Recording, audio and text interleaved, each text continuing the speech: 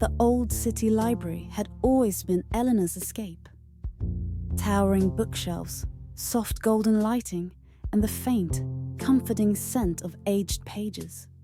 That evening, the rain tapped gently against the high arched windows. The streets outside blurred in the silver haze. Inside, it was calm, almost too calm.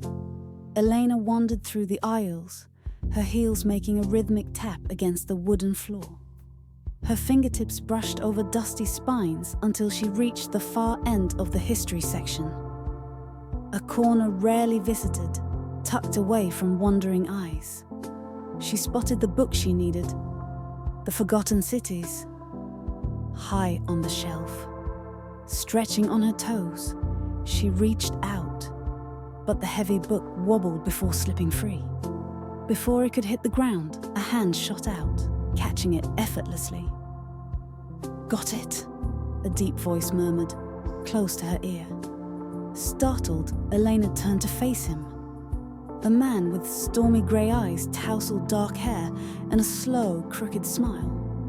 He held the book out, his fingers long and elegant, veins tracing subtle lines across his hand.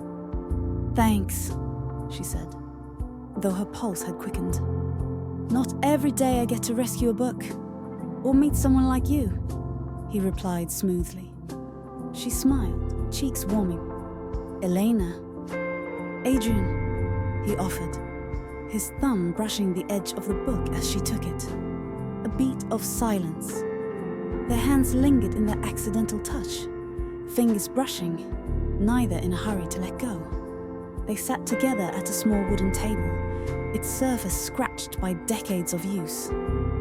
Their conversation flowed, from forgotten authors to late-night city walks.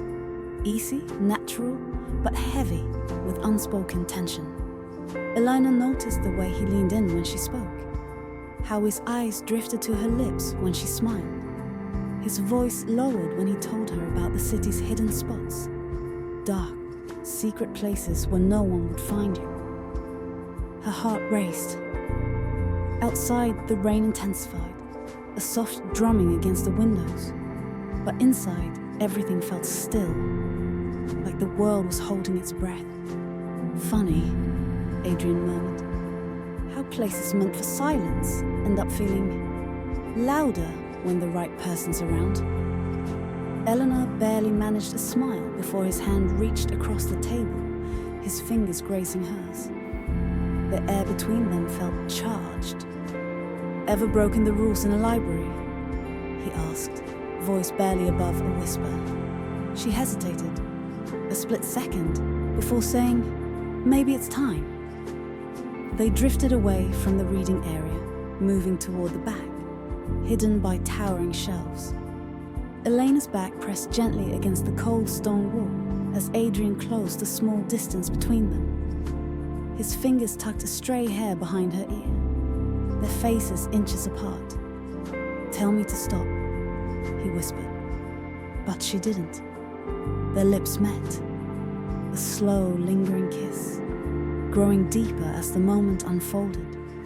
His hands traced the curve of her waist, while hers tangled in his hair, pulling him closer.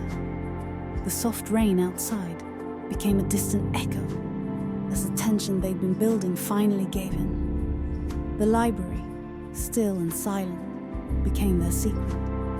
The bookshelves towering around them, the only witnesses.